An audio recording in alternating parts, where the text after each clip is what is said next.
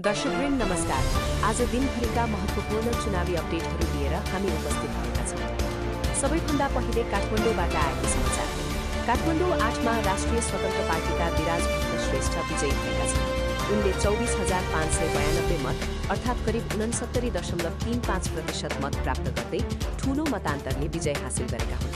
त्यस्तै काठमाडौँ 6मा पनि राष्ट्रिय स्वतन्त्र पार्टीका शिशिर खनाल विजयी भएका छन्। अन्तिम मतपरिणाम अनुसार 43,863 मत गणना हुँदा खनालले 27,719 मत प्राप्त गरेका छन्।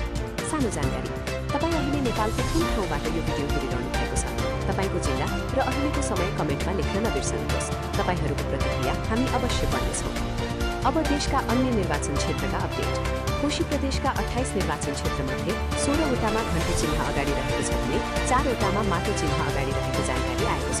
मोरङ 6मा राष्ट्रिय स्वतन्त्र पार्टीकी रुबिना आचार्यले नेपाली कङ्ग्रेसका नेता डाक्टर शेखर कोइरालाभन्दा 12,000 भन्दा बढी मतान्तरले अग्रता बनाएका छन्। हालसम्म आचार्यले 16,823 मत ल्याउँदा कोइरालाले 3,955 मत प्राप्त गरेका छन्। रूपन्देही 2मा राष्ट्रिय स्वतन्त्र पार्टीका सुलभ खरेलले विशाल अग्रता बनाएका छन्। पछिल्लो परिणाम अनुसार खरेलले 21,704 मत प्राप्त गरेका छन् भने एमालेका विष्णुप्रसाद पौडेलले 4,479 मत मात्रै पाएका छन्। झापा 5मा राष्ट्रिय स्वतन्त्र पार्टीका बालेन्द्र शाह बालेनले फराकिलो अग्रता बनाएका छन्।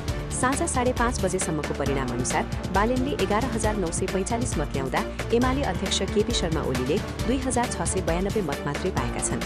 झापा 3मा रासपाका प्रकाश पाठकले राप्रपा अध्यक्ष राजेन्द्र लिङदेन भन्दा दोब्बर मतले अग्रता बनाएका छन्।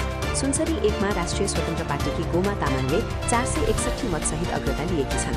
धरानका पूर्व मेयर हर्क साम्पाङ अहिले 154 मतसहित पछाडि देखिएका छन्। गोर्खा 2मा रासपाका कविन्द्र बुर्लाकोटी अग्रस्थानमा छन्। उनले 791 मत प्राप्त गरेका छन्।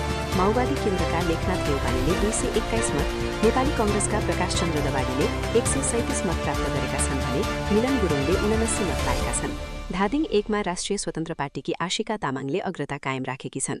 रामेछापमा उज्यालो नेपाल पार्टीका दीप बहादुर योन्जनले अग्रता लिएका छन्। सुनापति गाउँपालिका वार्ड नम्बर 4 बेथानको मतगणनामा उनले 740 मत प्राप्त गरेका छन्।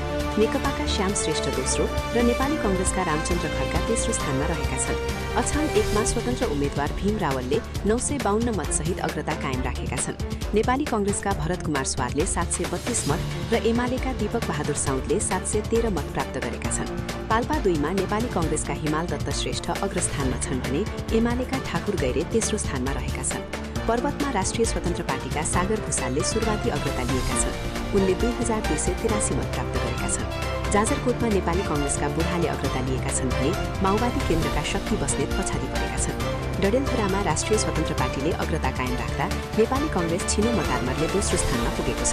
प्युठान 1मा नेपाली कङ्ग्रेसका डाक्टर गोविन्दराज पोखरेलले अग्रता लिएका छन्। उनले 1,984 मत प्राप्त गरेका छन्। रासपाका सुशान्त वैदिक दोस्रो स्थानमा छन् भने राष्ट्रिय जनमोर्चाका तिलक बहादुर जीसी तेस्रो स्थानमा रहेका छन्। ताप्लेजुङमा